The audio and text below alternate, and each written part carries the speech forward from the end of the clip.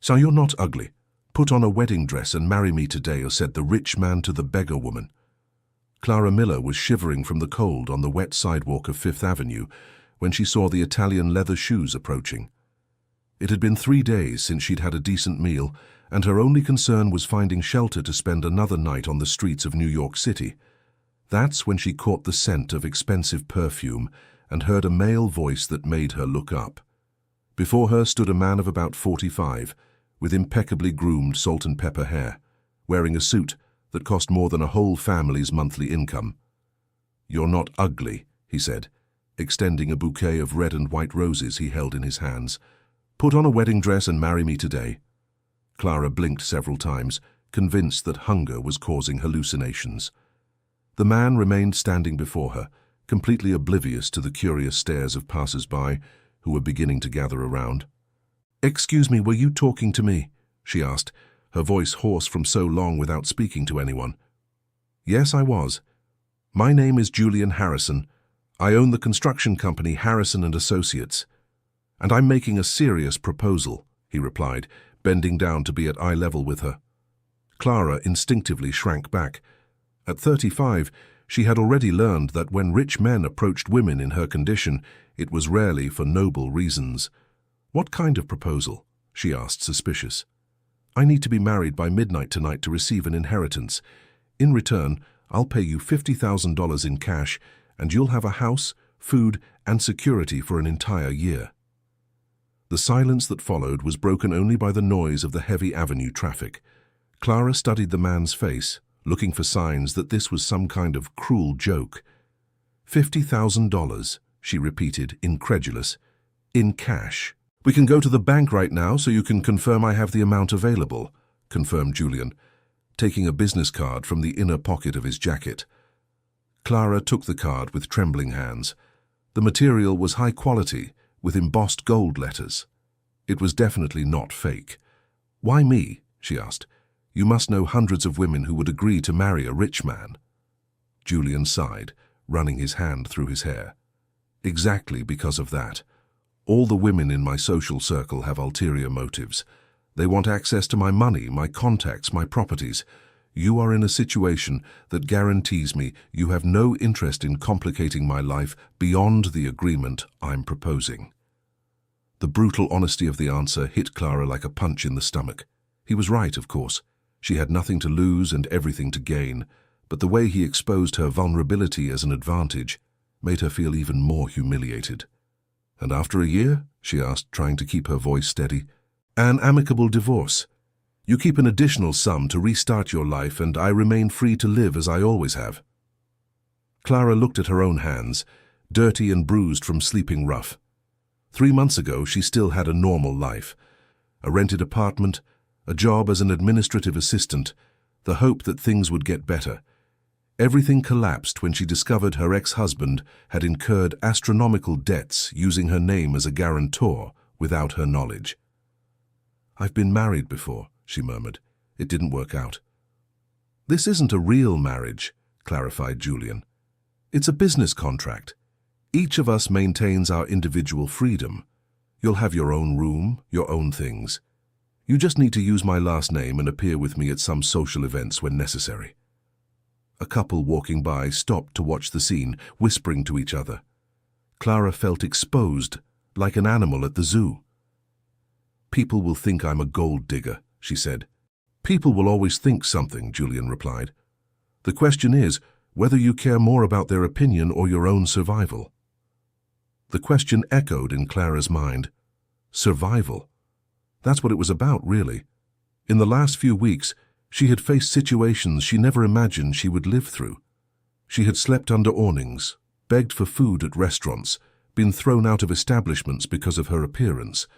Pride was a luxury she could no longer afford. "How long do I have to decide?" she asked. Julian checked his wristwatch, a piece that probably cost more than an economy car. "It's 2:30 in the afternoon. City Hall is open until 5. We need 2 witnesses and some basic documents. If you accept, we have 2.5 hours to sort everything out." The urgency of the situation made her even more nervous. It was a decision that would completely change her life, and he was asking her to decide in a matter of minutes. Why the rush? Can't this inheritance wait a few days? She questioned. The aunt who died left a specific clause in the will. If I'm not married by the date of my parents' wedding anniversary, which is today, the money goes to a charity. How much money? Asked Clara, curious. $25 million. The number left her breathless. 25 million. It was such an absurd amount it seemed unreal, and he was willing to pay $50,000 to a complete stranger just to ensure he got his hands on that inheritance. Was your aunt very rich? She asked, trying to process the information. She owned several farms in upstate New York. She never married, never had children. I was the favorite nephew, but she always criticized me for not being able to maintain serious relationships. Clara began to understand the situation. The aunt had created that clause as a way to force her nephew to settle down, even if only on paper. And if I accept, but we can't convince people it's a real marriage? She asked. You don't need to convince anyone, Julian answered. You just need to be legally married to me when the deadline passes. The will doesn't require it to be a love marriage, only that it's official. The simplicity of the explanation calmed her a little. It really was just a bureaucratic matter. 1 year of her life in exchange for financial security and a chance to start over. If I accept, can I set some conditions? She asked. Of course. What are they? Separate bedrooms, as you said. No physical contact of any kind. And I want a signed document guaranteeing that after a year you'll give me the divorce, even if you change your mind. I agree to everything, said Julian without hesitation. Anything else? Clara thought for a moment. She was about to make the most important decision of her life, based on a 15-minute conversation with a complete stranger. How do I know I can trust you? She asked. You can't, he replied with the same brutal honesty as before. But what's your alternative? The question hit her like a bucket of cold water. He was right. What was her alternative? Keep sleeping on the street, going hungry, being treated like human garbage by a society that preferred to pretend people like her didn't exist? Dear listener, if you're enjoying the story, please take a moment to like and especially subscribe to the channel. It really helps us who are just starting out. Now continuing. I accept, she said, surprising herself with the firmness of her own voice. Julian smiled for the first time since he had approached her. It was a genuine smile that lit up his whole face. Great. First, let's go to my bank so you can see I'm not lying about the money. Then we'll buy you some proper clothes and head to City Hall. He extended his hand to help her up. For a moment, Clara hesitated. Accepting that hand meant accepting a completely new life, full of uncertainties and risks. But the alternative was to remain on the cold sidewalk, without prospects, waiting for something worse to happen to her. She accepted his hand. His touch was firm, sure. Julian helped her up carefully, as if she were made of fragile crystal. It was then that Clara realized what she must look like. The dress she was wearing was torn in several places, dirty with mud and food. Her brown hair was tangled and greasy. Her nails were broken and dirty. We need to take care of this first, said Julian, observing her appearance without showing disgust or contempt, only practical concern. You'll regret it, she murmured. When you see me cleaned up, you'll realize I'm really not pretty enough to be by the side of a man like you. Julian stopped walking and turned to face her.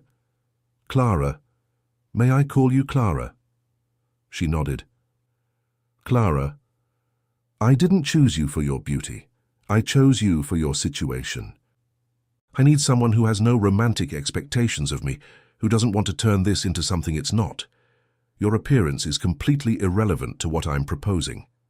Again, the brutal honesty. But this time, instead of feeling humiliated, Clara felt relief. At least he was being clear about his intentions. There were no false promises of love or eternal happiness. It was a business arrangement, pure and simple. They walked in silence to the parking lot where Julian's car was. It was a black sedan, elegant but discreet. He opened the passenger door for her, an automatic gesture of chivalry that surprised her. Thank you, she murmured, getting into the car. The interior was impeccable, with leather upholstery that exuded that characteristic new car smell. Clara was afraid of dirtying the seats with her clothes, but Julian didn't seem to mind. "First stop, the bank," he said, starting the engine. "I want you to see that I have the money I promised." During the drive, Clara watched the city through the window. New York City looked different from inside that car, less hostile, less threatening. She wondered if this was how the rich saw the world, through tinted windows that filtered the raw reality of life on the streets. "May I ask how you ended up in this situation?" said Julian after a few minutes of silence. Clara felt a lump in her throat. It was a story she'd rather not tell, but if they were going to spend a year together, he would probably find out eventually. "My ex-husband used me as a guarantor on several financial operations without my knowledge," she explained. "When his business went under, the debts were also in my name. I lost everything, house, car, bank account. I even lost my job because creditors kept calling the company where I worked." "Couldn't you sue him?" "Sue him with what money?" she asked bitterly. "Besides, he disappeared. No one knows where he is. Probably moved to another city. Maybe even changed his name." Julian nodded, focused on the traffic. "How long were you on the streets?" 3 months, she replied. "The first 2 months I could still stay at some friends' houses, but I couldn't abuse their kindness forever. The last month, well, I was on the street." "Do you have family?" "My parents died when I was a teenager. I was raised by an aunt, but she died a few years ago.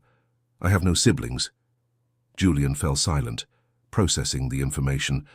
Clara wondered if he was regretting his decision now that he knew more about her. "We're here," he announced, stopping in front of a bank branch in the financial district. The bank was one of those elegant institutions that only serve high-income clients. Clara had never set foot in a place like this. The security guard at the door looked at her with obvious suspicion until Julian appeared by her side.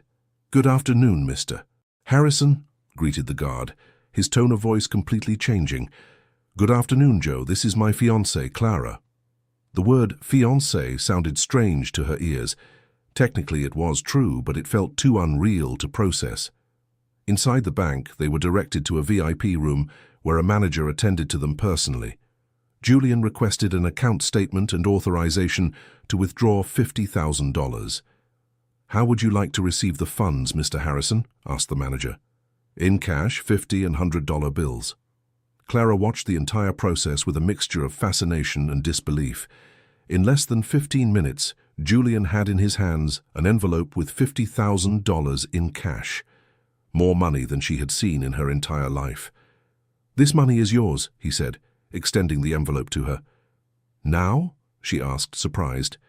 "Now. Consider it an advance payment for the agreement." Clara took the envelope with trembling hands. She could feel the weight of the bills through the paper. It was real. This was really happening.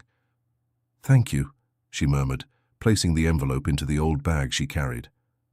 "Now, let's go buy your clothes," said Julian. They left the bank and Julian drove to a shopping center in the area. Clara felt completely out of place, walking through the shiny corridors beside him. People looked at her with suspicion and disgust, but changed their attitude when they saw she was accompanied by an obviously wealthy man. "Pick a store," said Julian. "I don't know," she replied, intimidated. "I've never bought clothes in places like this." "How about that one?" he suggested, pointing to a brand-name women's clothing store. The saleswoman who attended them initially tried to disguise her look of disapproval, but it was obvious she would have preferred they go elsewhere. "We need a dress for a civil wedding," explained Julian. "Something elegant but simple." "For today?" asked the saleswoman, surprised. "For today," confirmed Julian. The saleswoman took Clara to the fitting room and began to pull some options. All were more expensive than any clothing she had ever bought in her life. "May I take a shower before trying them on?" asked Clara, ashamed of her own condition. "Of course," replied the saleswoman, directing her to a bathroom attached to the fitting room. It was the first hot shower Clara had taken in a month. The dark water that ran down the drain at first soon became clear. She used the shampoo and soap she found there, expensive products that left her skin and hair with a delicate scent. When she came out of the bathroom, she already felt like a different person. The saleswoman had set aside 3 dresses for her to try on. All were beautiful, but one specifically caught her attention. It was navy blue, with an elegant cut that flattered her figure without being extravagant. "This one," she said, stepping out of the fitting room. Julian, who was waiting outside, nodded approvingly. "Perfect," he said. "Now, shoes and accessories." In 2 hours, Clara was completely transformed. The blue dress paired perfectly with low heels and a small purse. The saleswoman had even offered the services of a makeup artist who worked at the store. When she looked at herself in the mirror, she almost didn't recognize herself. The woman staring back seemed confident, elegant, worthy. It was hard to believe it was the same person who had been sitting on the sidewalk just a few hours before. "You look beautiful," said Julian, and for the first time she detected sincerity in his voice, not just politeness. "Thank you," she replied, still getting used to her own reflection. "Now to City Hall," announced Julian. "We still have an hour before they close." During the drive to City Hall, Clara felt like she was in a strange dream. Everything was happening so fast, as if she were watching someone else's life. "Julian," she said, "can I ask why you never married? I mean, a man your age, successful." "I never found the right person," he answered after a pause. "Or perhaps I never really looked. I always put business first." "And aren't you afraid your family will find this sudden marriage odd?" "I don't have close family," he said. "My parents died a few years ago. I'm an only child. The aunt who died was practically the only relative I had left."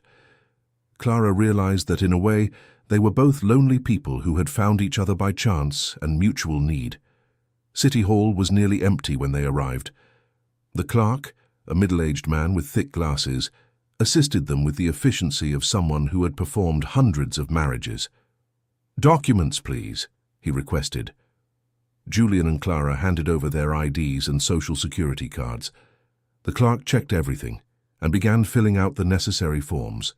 "We need 2 witnesses," the clerk reminded them. "Can they be City Hall employees?" asked Julian. "Yes, they can. I'll call 2 colleagues." In 15 minutes, everything was ready. The clerk positioned them in front of a simple table with 2 City Hall employees as witnesses.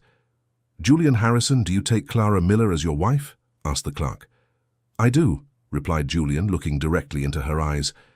"Clara Miller, do you take Julian Harrison as your husband?" Clara hesitated for a second. It was her last chance to turn back, to return to the uncertain but familiar life she had led before.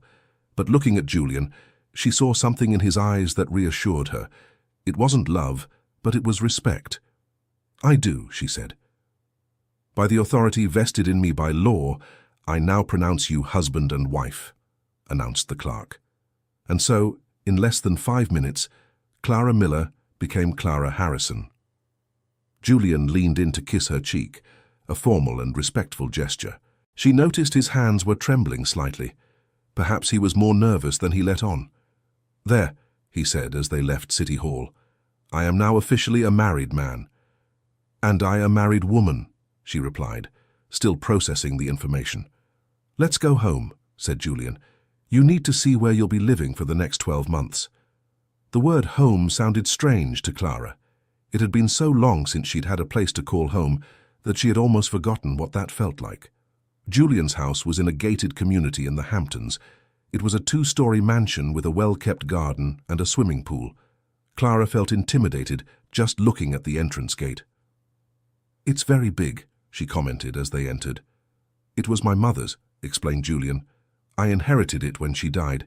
It's too big for one person, but it has sentimental value." They were greeted by a woman of about 60, with greying hair pulled into a severe bun. "Mrs. Harrison, this is Mrs. Martha, the housekeeper. Martha, this is my wife, Clara." The expression of surprise on Martha's face was obvious. She looked Clara up and down, clearly trying to understand how this marriage had happened. "A pleasure," said Martha, but her tone was cold and formal. "The pleasure is mine," replied Clara, trying to be friendly. "Martha has worked here for 15 years, explained Julian. "She takes care of the entire house and prepares the meals." "Where would you like me to prepare the ladies' room?" asked Martha, addressing Julian instead of Clara. "The blue room on the 2nd floor is fine," replied Julian. "And Martha, treat my wife with the same respect you show me." Martha nodded, but Clara perceived that the hostility hadn't disappeared, only become more subtle. Julian showed Clara the house. There were 5 bedrooms, 3 bathrooms, a huge living room, dining room, library, study, and a modern kitchen equipped with every possible appliance. "This will be your room," he said, opening the door to the blue room. It was larger than the entire apartment she had lived in before losing everything. It had a king-size bed, a 3-door wardrobe, a dressing table, an armchair, and even a television. "It has its own bathroom," added Julian, opening a side door. The bathroom was luxurious, with a jacuzzi tub and a tempered glass shower. "Where is your room?" she asked. "At the end of the hallway. You'll have total privacy here." Clara sat on the edge of the bed, still trying to process everything that had happened that day. In the morning, she had woken up under an awning downtown. Now she was sitting in a luxury bedroom, married to a millionaire. "Is everything okay?" asked Julian, noticing her bewildered expression. It's a lot," she admitted. "I still can't believe this is really happening." "I understand," he said. "It must be difficult to adjust to so many changes at once." "Julian," she said, "why did you really do this? I mean, there are easier ways to find a wife, even a temporary one." Julian sat in the armchair facing the bed. "Want the honest answer?" he asked. She nodded. "Because you have nothing to lose by betraying me or complicating my life. The women in my social circle always want more than I'm willing to give. They see marriage to me as an opportunity for social climbing, access to my business, a say in my decisions. You just want to survive. It's simpler, more straightforward. And you're not afraid I'll get attached to this life and not want to leave here anymore?" "No," he answered without hesitation. "You have character. I saw it in the way you hesitated before accepting my proposal, in the way you set your conditions. A person without character would have accepted immediately, without question." The assessment surprised her. In 3 months on the street, she had been treated as human garbage by practically everyone she met. Hearing someone acknowledge she had character was comforting in a way she hadn't expected. "What do I do now?" she asked. "Now you rest, adjust, recover your health," replied Julian. "Tomorrow, we can talk about the practical details of our arrangement." "What kind of details?" "Social events you'll need to attend with me, how to behave at those events, what kind of story we'll tell about how we met." The reality of the situation began to weigh on her. It wouldn't be enough just to live in the same house as him. She would have to play the role of a wife in public, convince sophisticated people that she belonged in that world. "What if I can't?" she asked. "What if people realize I'm a fraud?" "You'll manage," said Julian with a certainty she didn't share. "You're smarter and stronger than you think."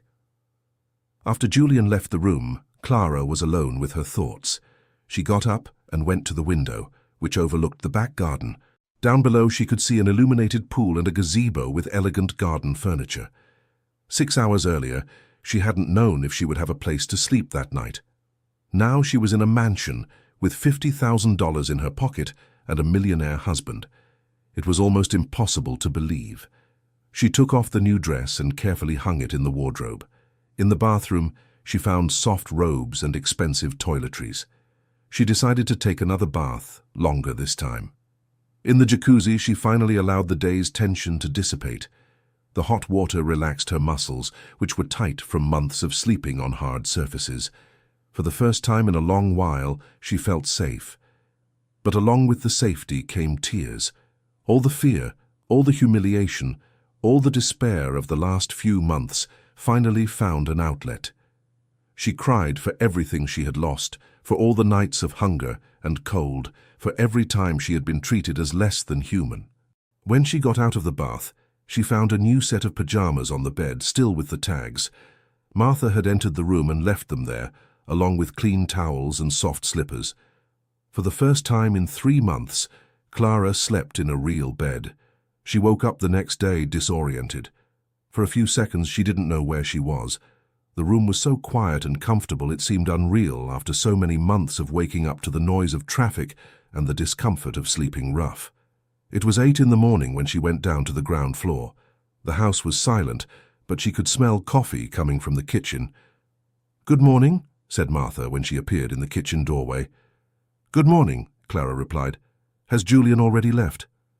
"Mr. Julian leaves every day at 7 in the morning," Martha informed her. He left a message saying he'll be back for lunch and that you should make yourself at home. Thank you. Martha served coffee, sourdough rolls, fruit, and jams on a neatly arranged table. It was more food than Clara ate in an entire week when she was on the streets. Martha, Clara said after a few minutes of uncomfortable silence, I know this whole situation must seem strange. It's not my place to find anything strange, Martha replied coldly. But you do anyway. Martha stopped arranging dishes in the sink and turned to face Clara. I've worked in this house for 15 years. I've seen Mr. Julian bring many women here, but I've never seen him marry a stranger overnight. It is an unusual situation, Clara admitted, but I'm not here to cause trouble. I just want to fulfill my part of the agreement. What agreement? Clara realized she had said too much. Obviously, Julian hadn't told Martha the real details of the marriage. The agreement to get to know each other better before we move to a bigger house, she improvised. Martha didn't seem convinced, but didn't press the matter. After breakfast, Clara explored the house more calmly. The library particularly caught her attention. It was a cozy room with floor-to-ceiling shelves filled with all kinds of books. She picked up a novel she had always wanted to read, but never had the money to buy. She sat in a comfortable armchair near the window and began to read. That's how Julian found her when he returned for lunch. How was your morning? He asked. Good, she replied, closing the book. Your library is impressive. Do you like to read? I love it. Before all this happened, I read at least 2 books a month. You can read as many as you like. Most of them have been sitting there for years untouched. They had lunch together in the dining room. Martha had prepared an elaborate dish Clara couldn't identify, but it was delicious.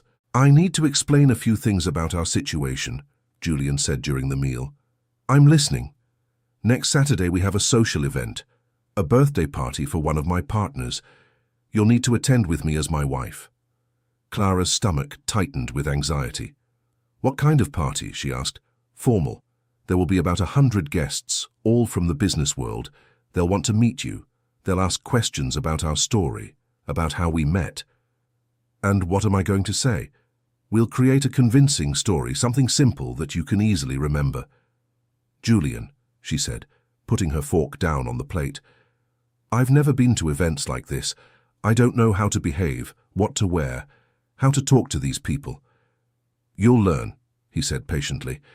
We have a week to prepare you. And what if I make a fool of myself? What if it becomes obvious that I don't belong in this world? Clara, said Julian, leaning forward, you spent 3 months on the street and survived. You managed to keep your dignity even in the worst circumstances.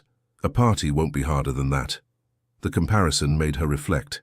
He was right. She had faced much worse situations and managed to overcome them. All right, she said. Let's try. Dear listener, if you're enjoying the story, please take a moment to like and especially subscribe to the channel. It really helps us, who are just starting out, now continuing.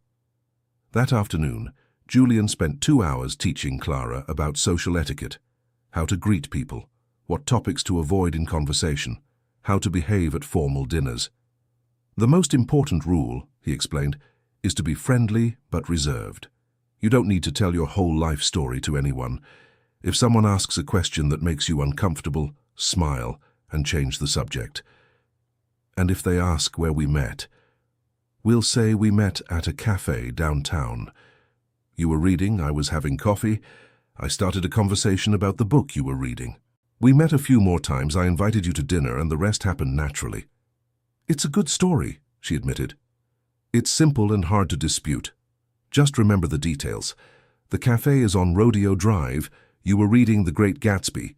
Our first official date was at an Italian restaurant in Greenwich Village. Clara wrote down all the details in a notebook she found in the library. Anything else I need to know? Yes. Several people will comment on how quickly we got married. Only 3 months of dating. We'll say it was love at first sight, that when you know it's the right person, there's no point in waiting. And you? How are you going to pretend you're in love? The question seemed to catch him off guard. I won't pretend I'm in love, he said after a pause. I'll just behave like a caring and respectful husband. Won't people find the lack of intimacy between us strange? What kind of intimacy? Touches, looks, those things that couples in love do without noticing. Julian thought for a moment. You're right. We'll need to act a little. How so? I'll need to touch your hand from time to time, put my hand on your back when we're talking to other people. You'll need to smile at me as if you're happy to be married. The idea of physical contact, even minimal, made her nervous. Only what's necessary to keep up appearances, assured Julian, noticing her discomfort. All right, she agreed. In the days that followed, Julian worked methodically to prepare Clara for the social event. He took her to an expensive salon where she got her hair, nails, and professional makeup done. They bought an elegant long dress, appropriate shoes, and discreet but sophisticated jewelry. Each night, they rehearsed conversations she might have at the party. Julian played different types of guests: the nosy wife, the suspicious partner, the competitive socialite, and Clara practiced how to react to each situation. Remember, he said repeatedly, you don't need to impress anyone. You just need to not raise suspicions. On the eve of the party, Clara was a little more confident but still extremely nervous. What if someone recognizes me? She asked. What if someone saw me on the street and realizes it's me? Clara, said Julian patiently, you look completely different from how you were that day. Even I had to look twice when you came out of the salon yesterday. It was true. The physical transformation had been dramatic. Her brown hair now had golden highlights and a modern cut that framed her face. The professional makeup had enhanced her green eyes in a way she had never managed on her own. The expensive, well-tailored clothes made her seem like a completely different person. Besides, added Julian, rich people don't pay attention to beggars on the street. To them, you're invisible. The observation, though true, stung a little. She had experienced that invisibility firsthand during her months on the street. On Saturday evening, Julian knocked on her bedroom door at 7 on the dot. Are you ready? He asked when she opened the door. Clara was wearing the long, dark blue dress they had chosen together. It was elegant without being flashy, sophisticated but not loud. The medium-heeled shoes were comfortable enough for a long party. You look beautiful, said Julian, and she could tell he meant it.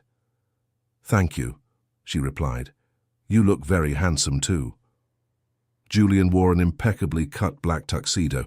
His salt-and-pepper hair was combed back, and he wore a bow tie that made him look like he'd stepped out of a men's fashion magazine. Ready to meet my world? He asked, offering his arm. Clara took a deep breath and accepted his arm. Ready.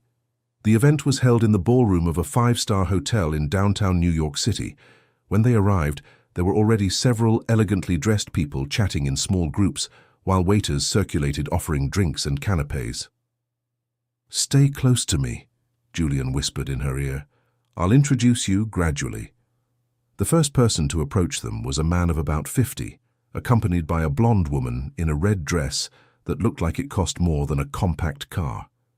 Julian, exclaimed the man, finally you show up, and this must be the famous wife we've heard so much about. Grant Leona, this is Clara, my wife, Julian introduced. Clara, these are Grant and Leona Sullivan. Grant is my partner at the construction firm. A pleasure, said Clara, extending her hand. The pleasure is ours, replied Leona, but her eyes examined Clara from head to toe with an uncomfortable intensity. Julian told us you got married very quickly. When you find the right person, there's no point in waiting, replied Clara, using exactly the words she had rehearsed. How romantic, said Leona with a smile that didn't reach her eyes. So tell me, Clara, where did you two meet? At a cafe downtown, she replied.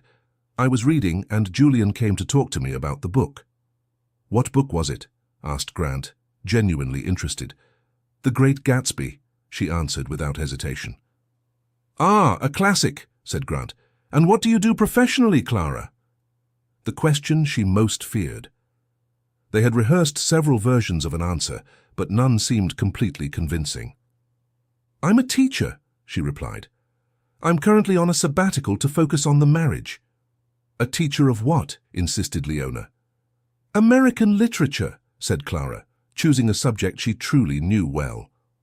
How interesting, said Grant. At which school do you teach? Clara's heart raced. They hadn't prepared an answer for that specific question. I work as a private tutor, she improvised. I prepare students for college entrance exams. How convenient, murmured Leona in a tone that made her suspicion clear. Excuse us, interrupted Julian, sensing Clara's discomfort. I'm going to introduce my wife to some other people. They moved away from the couple, but Clara could feel Leona's eyes following her across the room. You did very well, whispered Julian. Leona didn't believe a word, she replied. Leona is naturally skeptical of all women. It's nothing personal. But to Clara it felt very personal. For the next 2 hours, she was introduced to dozens of people, businessmen, investors, their wives, some local politicians. They all asked the same basic questions, and she answered with the same rehearsed responses. Most people were polite but distant. They clearly saw her as an outsider in their midst, someone who had won Julian over too quickly to be completely trustworthy. By around 10 at night, Clara was mentally and emotionally exhausted. Keeping up the facade for so many hours was draining all her energy. "May I go to the restroom?" she asked Julian. "Of course. Do you want me to go with you?" "No, thank you. I just need a few minutes alone." In the hotel restroom, she looked at herself in the mirror and took several deep breaths. She was pulling it off. No one had directly questioned her story. No one had made openly hostile remarks. As she was leaving the restroom, she bumped into a woman who was entering. She was a tall brunette, about 35, wearing a black dress that clearly cost a fortune. "You must be Clara," said the woman. "I'm Brooke Sterling." "Pleasure," replied Clara. "May I speak with you privately for a minute?" asked Brooke. Clara nodded, though an alarm went off in her head. "Julian and I had a relationship a few years back," Brooke began. "Nothing serious, mind you, but we've known each other a long time." "That's fine," said Clara, not knowing where the conversation was headed. "I'm happy he found someone," Brooke continued. "But I need to warn you about one thing. Julian is a complicated man. He has difficulty committing emotionally.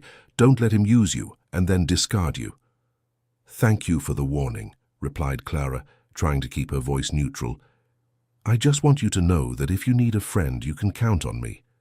We women need to support each other." The irony of the situation wasn't lost on Clara.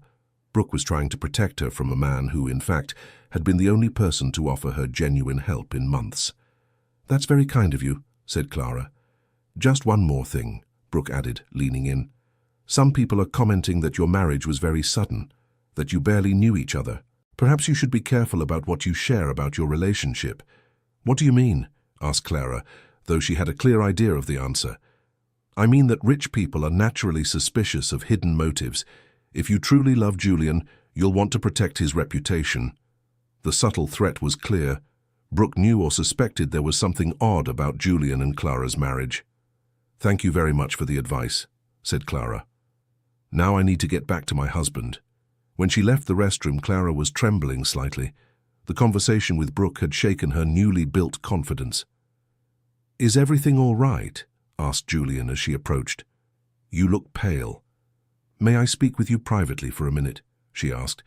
Julian led her to an empty balcony where they could talk without being overheard. "What happened?" he asked. "Brooke Sterling," said Clara. "She approached me in the restroom. She knows about us." "What does she know?" "I don't know exactly. But she implied she knows our marriage isn't normal. Made comments about how sudden it was, about how I should be careful to protect your reputation." Julian cursed under his breath. "Brooke has always been troublesome," he said. "But she can't prove anything. And what if she starts spreading rumors? What if other people start investigating our story?" "We'll deal with it if it happens," replied Julian. "For now, our story is solid. There's no way she can prove we're lying. But will she try? Probably. Brooke has a habit of meddling in other people's lives." Clara felt a knot in her stomach. The life they had built over the past 2 weeks was so fragile that just one determined person could completely destroy it. "What do we do now?" she asked. "Now we go back to the party, finish the night normally, and tomorrow we think of a strategy to deal with Brooke." "Julian," said Clara, "maybe it's better if I leave, before this becomes a bigger scandal." "No," he said firmly. We are not going to let Brooke intimidate us. But if she manages to prove our marriage is fake, you could lose the inheritance and still have your reputation ruined. And you'll be back on the street, Julian reminded her. You have something to lose in this too. It was true, in those 2 weeks she had grown used to having security, food, a place to sleep again. The thought of returning to her previous life terrified her. We'll stick to the original plan, Julian decided. We just have to be more careful. They went back to the party and spent another hour playing the part of the happy couple. But Clara was constantly aware of Brooke's gaze, watching her from afar with a smile that promised nothing good. On the way home they were silent for a long time. "I'm sorry I put you in this situation," Julian finally said. "I chose to be here," Clara replied. "I knew there would be risks, but I didn't imagine it would be this complicated. Nothing in my life has been simple lately," she said with a sad smile. "At least now I have somewhere to sleep while the complications happen." The following week, the consequences of the party began to appear. Brooke called Julian twice, suggesting they meet to talk. A journalist from the Society magazine called asking for details about the wedding. Some of Leona's friends began asking prying questions when they ran into Clara at the supermarket or the beauty salon. "They're investigating our story," Clara said to Julian during dinner. "Let them investigate," he replied. "Our story was well constructed. They won't find anything to disprove it. But what if they find something about my past? What if they discover I was on the street before marrying you? How would they find out? You have no criminal record. You didn't use official shelters. You paid for everything in cash when you could buy something. You left no official trail." It was true, but Clara still couldn't shake the feeling that she was being constantly watched and judged. The situation became more complicated when Martha, the housekeeper, started asking more direct questions. "Mrs. Clara," she said one morning as they were having coffee, "may I ask where you lived before you got married?" "I lived in a rented apartment downtown," Clara replied, using the story they had created. "And did you sell the apartment after the wedding?" "No, it was rented. I just terminated the lease." "I see," said Martha. "It's just that yesterday when I went to pick up your clothes at the laundry, the girl asked if you were new to the neighborhood. She said she had never seen you around before." Clara felt her blood run cold. It was exactly this kind of detail that could dismantle the entire story they had built. "I didn't go out much before the wedding," she improvised. "I worked mostly from home giving private lessons." "Of course," said Martha, but her tone indicated she was far from satisfied with the answer. That night, Clara told Julian about the conversation with Martha. "We need to talk to her," Julian decided. "Make it clear we expect total discretion about our private life." "Do you think it will work?" "Martha has worked here for 15 years. She's always been loyal to the family. If I ask for discretion, she'll respect it." The next morning, Julian had a long, serious conversation with Martha.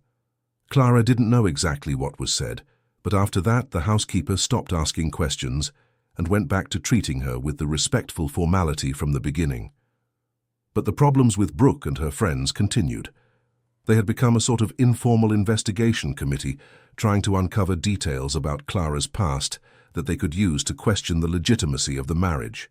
The situation reached its peak when Brooke showed up at Julian's house one Thursday morning, saying she needed to speak with him urgently. "What does she want?" asked Clara, watching from the bedroom window as Brooke talked with Martha at the door.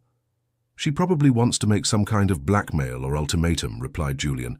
"I'll go down and talk to her." "Can I come with you?" "Better not. She might say something to try to provoke you." Clara stayed in the bedroom, but she could hear raised voices coming from the living room. The conversation lasted almost an hour, and when Brooke finally left, she seemed furious. "What did she want?" asked Clara when Julian came upstairs. "She said she hired a private investigator to look into you," he answered, visibly shaken. "A private investigator," repeated Clara, feeling her legs go weak. "Apparently she's convinced you're hiding something and is determined to find out what it is. And did the investigator find anything?" "Not yet, but it's only a matter of time. If he's competent, he'll discover you were on the street before our marriage. He'll find out about your ex-husband's debts, about you losing everything." Clara sat on the edge of the bed, feeling the world crumble around her again. "It's over, isn't it?" she said. "When Brooke learns the truth, she'll tell everyone our marriage was arranged." "Not necessarily," said Julian, sitting beside her. "We can get ahead of it." "How?" "We can tell our own version of the story before she tells hers." "Our own version?" "We can say we met when you were going through temporary financial difficulties, that I fell in love with you despite the difficult circumstances, that our love overcame social differences." "And you think people will believe it?" "It's easier to believe than the version Brooke will tell. In her version, we're two con artists who married only for money. In our version, we're a couple who fell in love despite the obstacles." The strategy made sense, but it would require them to completely change the dynamic of their relationship in public. They would have to convince people they were genuinely in love. "Does that mean we'd have to be more intimate in public?" asked Clara. "It means we'd have to play the part of a couple in love, not just a convenient couple." The prospect made her nervous. One thing was maintaining polite conversations at social events. Another thing entirely was convincingly pretending to be in love. "Can you do that?" asked Julian.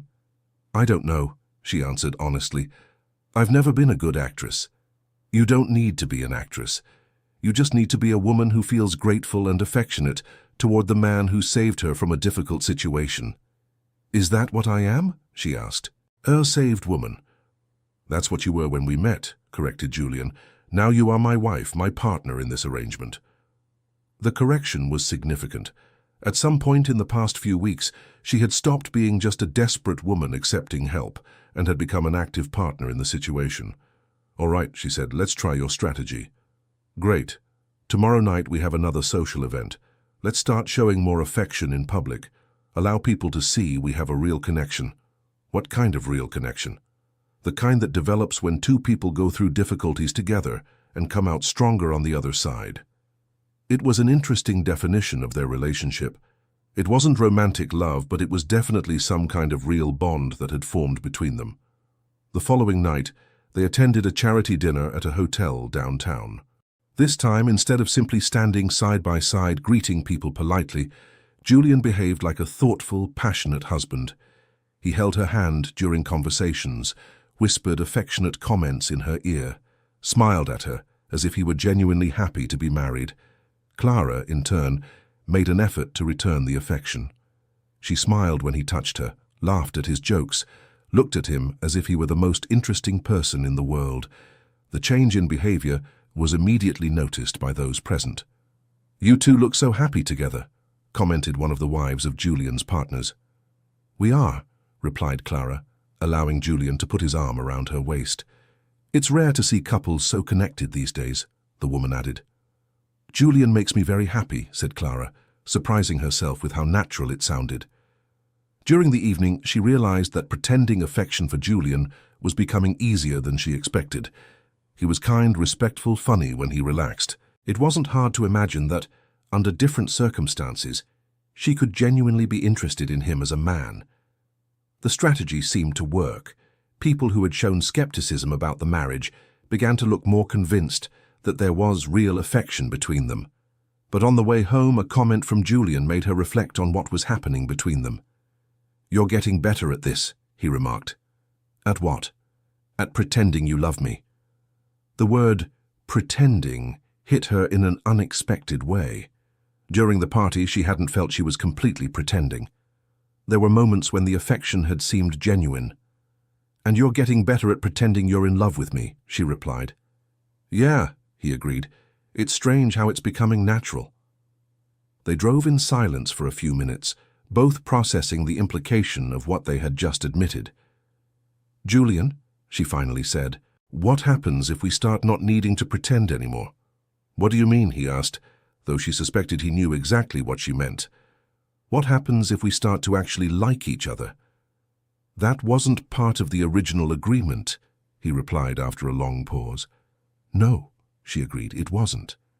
It would be a complication neither of us foresaw." It would. But even as they agreed it would be a complication, they both knew it was already happening. The affection they had shown in public was beginning to extend into private moments. Julian had started asking about her day when he got home from work. Clara had started making coffee the way he liked it on mornings when Martha wasn't working. They had developed little inside jokes and conversations about books and movies. It wasn't overwhelming passion, but it was definitely some kind of genuine fondness. In the following 2 weeks, the affectionate behavior in public became more natural and spontaneous. People who knew them began to accept that the marriage was real and based on genuine feelings. Brooke scaled back her investigations, apparently convinced there was no scandal to uncover. The private detective she had hired found no evidence of marital fraud, only the story of a woman who had faced financial hardship and found love in a difficult time. But paradoxically, as the external threats diminished, Clara's internal conflicts grew. The more time she spent with Julian, the more she realized she was developing real feelings for him. It wasn't just gratitude for the security he had given her. It was a genuine attraction to the person he was, his intelligence, his kindness in moments when he thought no one was watching, his way of treating the household staff with respect. The problem was, she didn't know if the feelings were mutual. Julian had become more affectionate toward her, but that could just be part of the performance they needed to maintain. The situation grew complicated one evening when they were watching a movie in the living room. It was a romantic comedy Clara had chosen, and they were sitting on the same sofa, closer than their usual respectfully distant positions. During a particularly funny scene, Clara laughed and instinctively leaned against Julian. He put his arm around her, and for a few minutes they stayed cuddled together watching the film. There was no one to impress, no audience to convince. It was just two adults feeling comfortable in each other's presence. When the movie ended, neither of them moved immediately. They remained embraced on the sofa, in a silence that wasn't uncomfortable, but was charged with unexplored possibilities. "Clara," Julian finally said. "Yes?" "I think we're complicating our situation." "I know," she replied. "What do we do about it?" "I don't know," she admitted. "Do you want me to go back to keeping my distance?" "No," he said quickly. "I don't want that. Then what do you want?" "I want to understand what's happening between us." It was a question she had been asking herself too. What was happening between them? Was it love? Was it just closeness and gratitude being mistaken for something deeper? Was it possible to develop real feelings in such an artificially constructed situation? "Julian," she said, pulling back slightly to look into his eyes, "do you feel anything for me beyond responsibility?" "I do," he answered without hesitation. "And you?" "I do too." The admission hung in the air between them, fundamentally changing the nature of the conversation.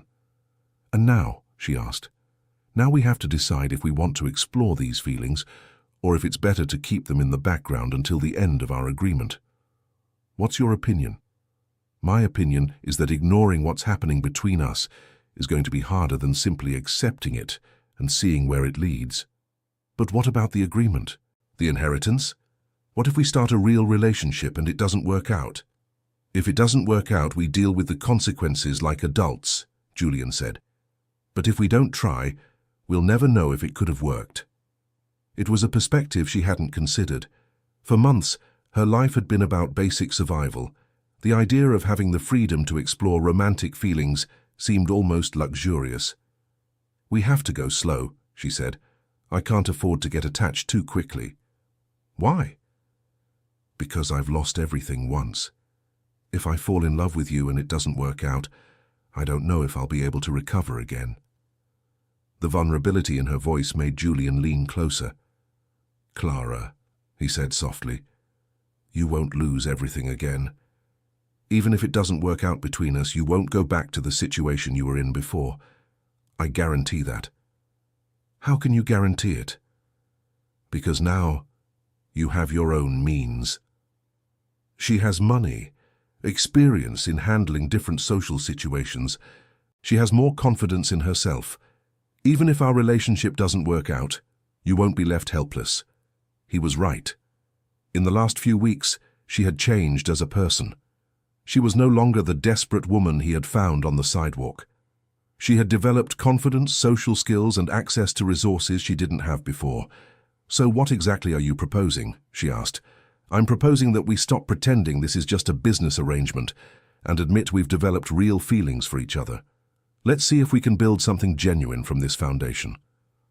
And if we can't, we finish the year as agreed, divorce amicably, and each of us moves on with our lives. But at least we tried.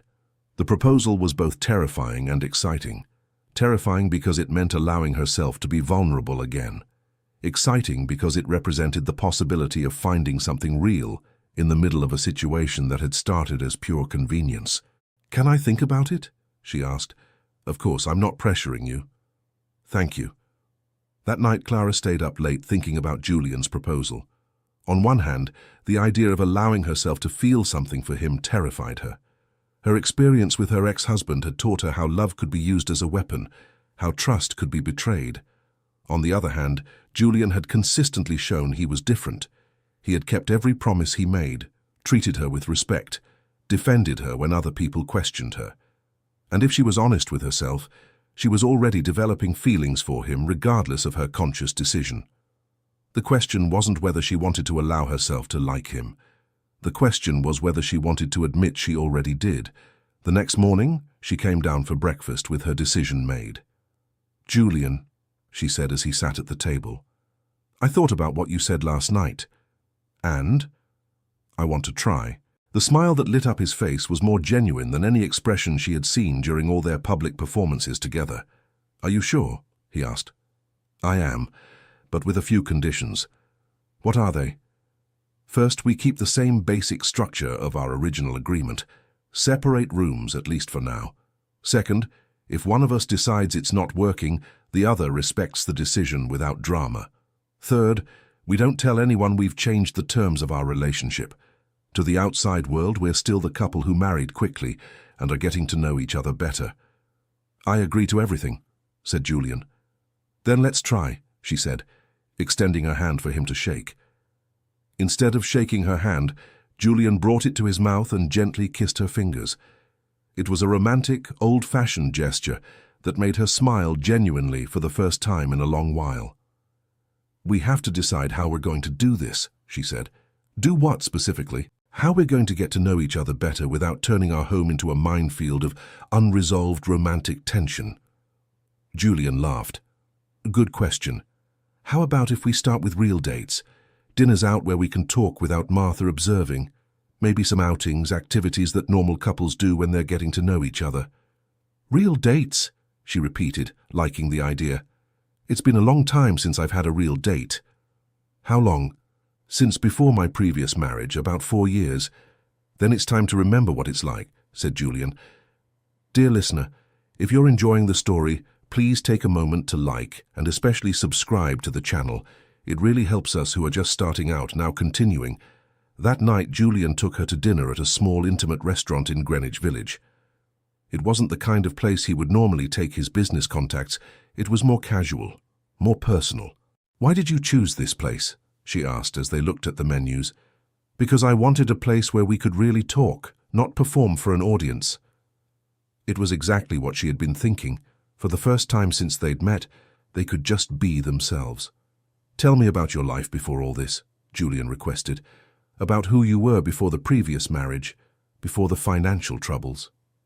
"I was a high school literature teacher," she said. "I worked at a private school downtown. I loved teaching, especially when I could get the students interested in the books we were reading." "What else?" "I lived in a small but cozy apartment. I had plants on the balcony, a bookshelf full of books, a cat named Fitzgerald." "What happened to the cat?" "I had to give him to a neighbor when I lost the apartment. It was one of the most painful parts of the whole situation." "Do you miss it?" "I miss having a simple, predictable life," she replied. "I miss knowing what to expect from each day, having little routines that gave me a sense of normality." "And what did you like most about that life?" "Sunday mornings. I'd wake up late, make strong coffee, sit on the balcony to read while Fitzgerald slept on my lap. It was absolute peace." Julian smiled. "We can recreate that, you know. The house has several balconies. You can adopt another cat if you want." The offer touched her more than he probably imagined. "And you?" she asked. "Tell me about who you were before you felt forced to marry because of an inheritance." "Workaholic," he answered without hesitation. I woke up at 5 in the morning, got home at 10 at night, worked on weekends. I built the company from scratch after my father died, and it became my obsession. Why? Because working was easier than dealing with feelings, easier than accepting that I was alone, that all my relationships were superficial. Did you feel lonely? Constantly. But staying busy was a way not to think about it. And now? Now I'm being forced to slow down a bit, and I've found it's not as bad as I imagined. They spent 2 hours talking about everything: childhoods, fears, dreams they had abandoned, regrets. It was the most honest conversation Clara had had with a man in years. "Can I ask a personal question?" she said as they shared a dessert. "Of course. Why did you never really get married? A man like you must have had plenty of opportunities." Julian thought for a moment before answering. "I think I was always afraid of not being enough. My father was very critical when I was a child. Nothing I did was ever good enough for him. I think I carried that into adulthood. Afraid of not being enough as a husband? Afraid of not being enough as a person. That any woman who really knew me would realize I'm not as impressive as I seem on the surface." The vulnerability of the answer surprised her. It was the first time he had admitted any kind of insecurity. "And what changed? Why are you willing to try now?" "Maybe because you've already seen me at my worst. You saw how I approached a stranger on the street with a ridiculous proposal. If you can accept that version of me, maybe you can accept the rest too." The logic made her smile. "Actually, that day you were at your best," she said. "You were being brave and kind, even if in an unconventional way." "How so?" "You risked your dignity to offer help to a complete stranger. Not many people would do that. Not many people would accept help from a complete stranger either. Maybe we were brave together." During the following weeks, they developed a routine of regular meetings. Dinners, walks in the park, even a trip to the movies. Each meeting revealed new layers of the other's personality. Clara discovered that Julian had a dry sense of humor that he rarely showed in public.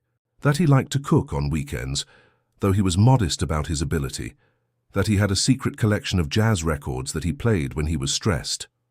Julian discovered that Clara was more intellectually curious than anyone he had ever met, that she had strong opinions about literature and politics, but expressed them with a softness that made people want to listen more, that she still woke up some nights with nightmares about being on the street, but never complained or asked for compassion. Slowly, almost without noticing, they began spending more time together at home, too. Dinners that stretched for hours while they talked, nights watching movies on the couch, physically closer each time. Saturday mornings sharing coffee and newspapers in the kitchen. Martha observed the changes with obvious approval. She had begun treating Clara with much more friendliness, and had even commented to Julian how happy she was to see that he seemed more relaxed lately. "Marriage has been good for you," she said one morning while preparing breakfast. "Why?" asked Julian. "You smile more. You seem less worried. And Mrs. Clara makes you laugh in a way I've never seen before." It was true. Julian had changed in the last few weeks.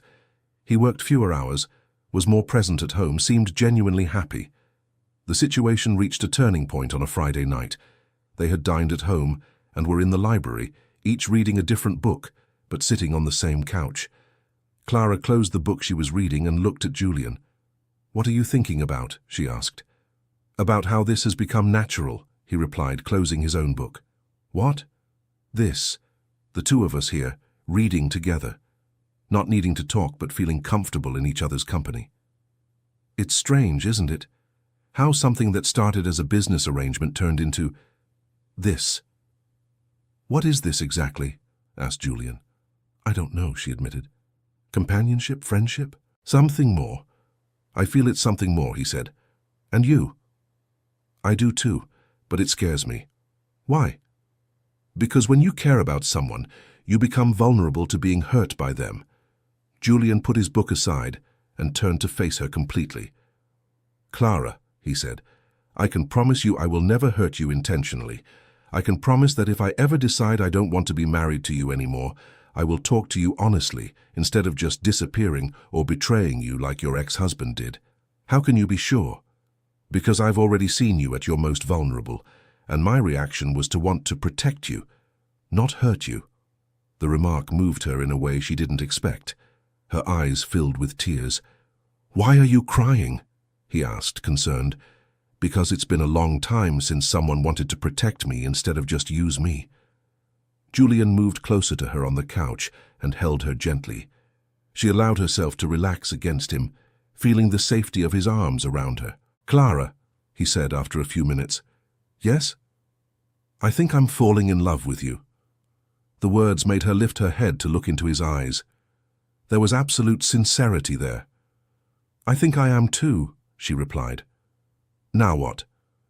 "Now we stop pretending this is just a temporary arrangement," she said, "and we see if we can build something real together." "Are you sure?" "I'm sure I want to try." "And you?" In response, Julian leaned in and kissed her. It was a gentle kiss, full of promise and possibility. When they separated, both were smiling. "So let's really try," he said. "Let's really try," she agreed. That's how a marriage of convenience turned into a real love story. It didn't happen overnight. It wasn't dramatic or cinematic. It was gradual, built on honest conversations, mutual respect, and the slow discovery that two lonely people could create something beautiful together. But as in any real love story, there were challenges to overcome. The first major test came when the lawyer handling the inheritance appeared with troubling news. "Mr. Harrison," he said during a meeting in Julian's office, "I've received information that someone is contesting the legitimacy of your marriage in court." "Who?" asked Julian, though he suspected the answer. "Brooke Sterling. She's claiming she has evidence that your marriage was arranged specifically to secure the inheritance." Clara felt her stomach sink. Despite everything that had happened between them in recent weeks, technically Brooke was right about the origins of the marriage. "What kind of evidence does she claim to have?" asked Julian. "We don't know yet, but she's petitioned for a formal investigation. If the court decides there's sufficient cause to question the marriage's legitimacy, you could lose your right to the inheritance." "And how likely is that to happen?" asked Clara. "It depends on what Brooke can prove. If she has evidence that you married solely for financial interest, with no intention of maintaining a real marital relationship, the court could void the inheritance." "But we do have a real marital relationship," protested Clara. "You do now," agreed the lawyer. "But the question is, did you when you got married?" It was exactly the kind of technical question that could destroy everything they had built. "What can we do?" asked Julian. "You need to prepare to prove that you've developed a genuine relationship, even if it started as a practical arrangement.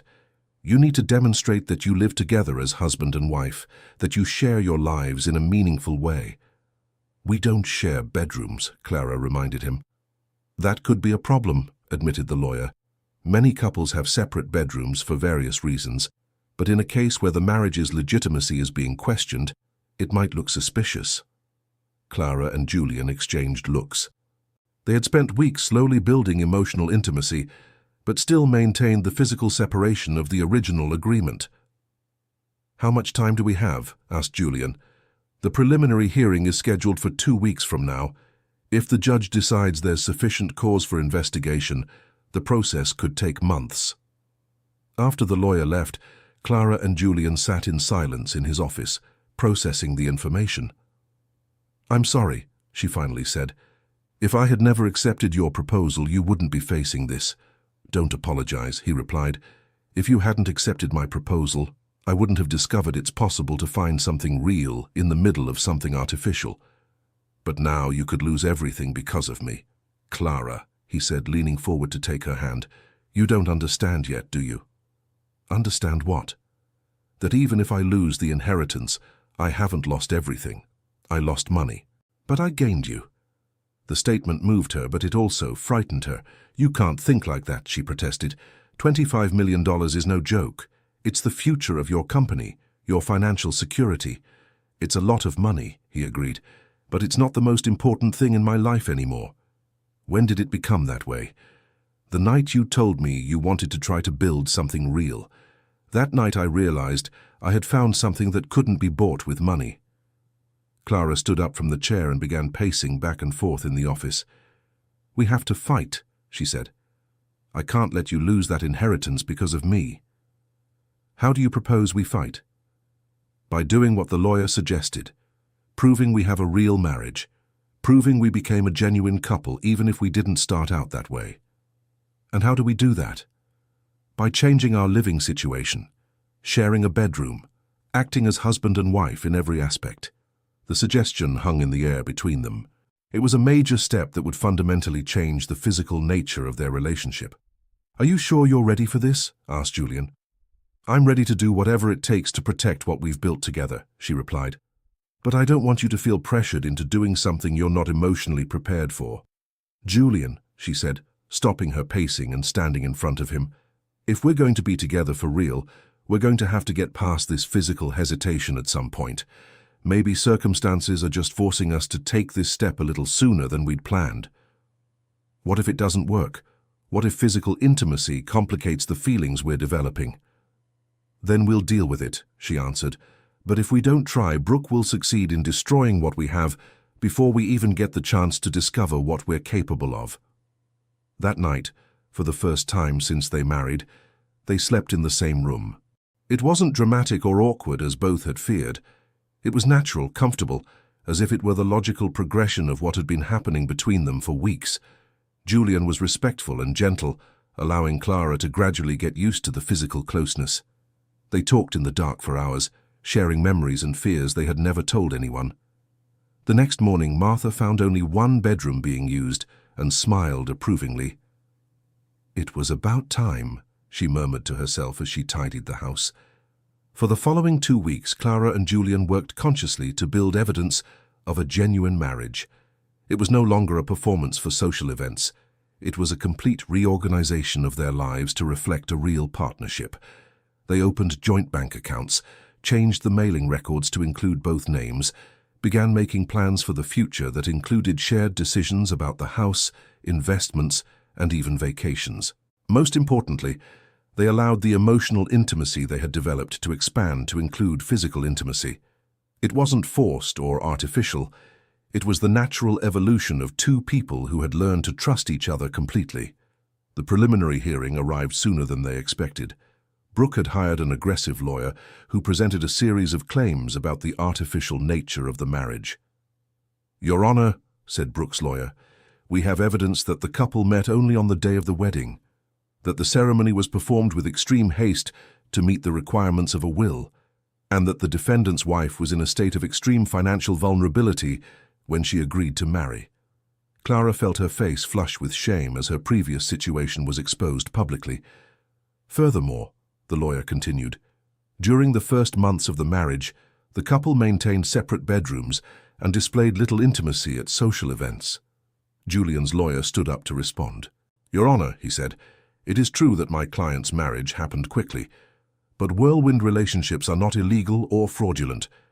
It is true that Mrs. Harrison was facing financial difficulties when she married, but that does not disqualify the feelings that developed between her and her husband. Regarding separate bedrooms, many couples make that choice for personal reasons. My clients have moved past that phase and now fully share their lives as husband and wife." The judge heard both sides and then called Clara and Julian to testify. "Mrs. Harrison," said the judge, "can you explain to me why you agreed to marry a man you had met only a few hours before?" Clara took a deep breath. This was the moment of truth. "Your Honor," she said, "I will not lie about how our marriage began. I was in a desperate situation when I met my husband. He offered a practical solution to both our problems. He needed to marry, I needed stability." "So you admit it was a marriage of convenience?" pressed the judge. "It was a marriage that began as a convenience," she corrected, "but it became much more than that." "How so?" "Your Honor, during the months we spent together, we discovered we are compatible in ways we never expected. We developed mutual respect, genuine affection, and yes, real love." "And how can I know this isn't just a performance to keep the inheritance?" Clara looked at Julian, who encouraged her with a smile. "Because, Your Honor, if this were only about money, I wouldn't be here risking my personal dignity to defend our relationship. It would be easier to accept the divorce and keep the amount my husband has already given me. But you didn't do that. Why? Because I love my husband, Your Honor. I love the kind and respectful man I met beneath the strange proposal on the first day. So I love how he treats me as an equal, how he protects me without diminishing me, how he built a life with me instead of simply giving me shelter. The words came out with a sincerity that impressed even her. The moment she said them, she realized they were completely true. "Mr. Harrison," said the judge, turning to Julian, "and you? Why should I believe your feelings for your wife are genuine?" "Your Honor," replied Julian, "because if my feelings weren't genuine, I wouldn't be willing to lose $25 million to stay with her." "Explain." "If you decide our marriage is invalid for inheritance purposes, but keep our union legal, I accept that decision. The money was important when I was alone. Now I have something far more valuable." "And what would that be?" "A partner who chooses me every day, not out of obligation or interest, but because we have built something genuine together." The judge was silent for several minutes, examining the documents and observing the couple's body language. "I will make my decision and inform the parties within a week," he finally announced. The following week was agonizing. Clara and Julian tried to maintain their normal routines, but the anxiety was constant. "What if he decides against us?"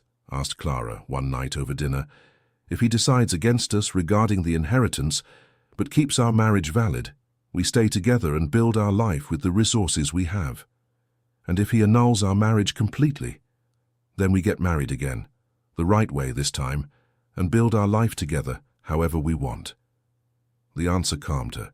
Julian had repeatedly shown he was committed to her regardless of the financial implications. "Can I ask you a question?" she said.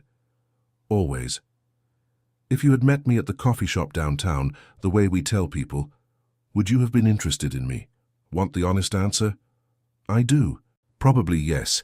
You are intelligent, interesting, and have an inner strength that would have impressed me under any circumstances. But it probably would have taken me much longer to work up the courage to approach you." "Why?" "Because men like me are emotionally cowardly. We prefer superficial relationships because they're safer. I might never have allowed myself to truly know you if we hadn't been forced to spend time together." "And do you regret how it happened?" "No," he answered without hesitation. "I regret taking 45 years to find you, but I don't regret the way it happened." A week later, they returned to City Hall to hear the judge's decision. "After examining all the evidence," said the judge, "I have concluded that while this marriage certainly began as a union of convenience, it has evolved into something genuine." Clara felt her heart race. The circumstances of a marriage's beginning do not determine its validity if the spouses develop a genuine marital relationship afterward. It is clear to me that the defendants are no longer merely fulfilling a contract, but are building a real life together. Therefore, the judge continued, I uphold the validity of the marriage for all legal purposes, including the requirements of the will in question. Clara had to hold onto the table to keep from falling. They had won. The marriage was deemed valid and Julian would receive the inheritance, but more important than the money was what the decision represented, the official recognition that what they had built together was real and valid. When they left City Hall, Julian stopped on the sidewalk and turned to Clara. You know what this means? He asked. That you're going to receive $25 million, she replied. No, it means we don't have to prove anything to anyone anymore. We can simply be husband and wife without external pressures or legal doubts. And what do you want to do with that freedom? I want to start over, he said. I want to do it right this time. How so?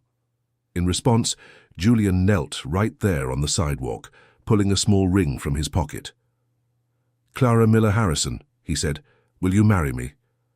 But we're already married, she protested, laughing and crying at the same time. Now we are, he said. Now it's for love, not for need.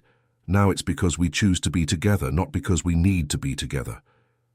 Yes, she answered without hesitation. I want to marry you for real this time. He placed the ring on her finger and kissed her right there on the busy sidewalk, with people passing by and honking their approval. When they separated, both were smiling through their tears. "Now what do we do?" she asked. "Now we live happily ever after," he replied. And as incredible as it seemed, that's exactly what they did. 6 months later, they had a second wedding ceremony. This time it was a real celebration, with friends, chosen family, Mrs. Martha as the matron of honor, and even a new cat they had adopted together. Brooke Sterling was not invited. Julian used part of the inheritance to create a foundation that helped homeless people reintegrate into society. Clara returned to teaching, but now at a special school they themselves founded for adults who wanted to return to their studies. They never forgot how they met, and they never hid the story from anyone. It became a favorite anecdote at dinner parties, how a marriage of convenience turned into the most genuine love story either of them had ever experienced. "The secret," Clara would tell friends, "is that sometimes you find love when you stop looking for it and simply allow it to grow naturally. And sometimes," Julian would add, "love shows up in the most unexpected form, at the moment you need it most." But the most important lesson they learned, and which they shared with anyone who would listen, was that it doesn't matter how a story begins. What matters is how you choose to write it from the moment you recognize you have something special. And they chose to write a beautiful story. The end. Now tell me, what did you think of this story? Do you believe true love can blossom from the most unlikely circumstances? Leave your thoughts and experiences in the comments. If you know a similar story, or if you believe that sometimes fate places us exactly where we need to be. Thank you so much for joining me this far. Don't forget to leave a like and subscribe to the channel so you don't miss other heartwarming stories like this one.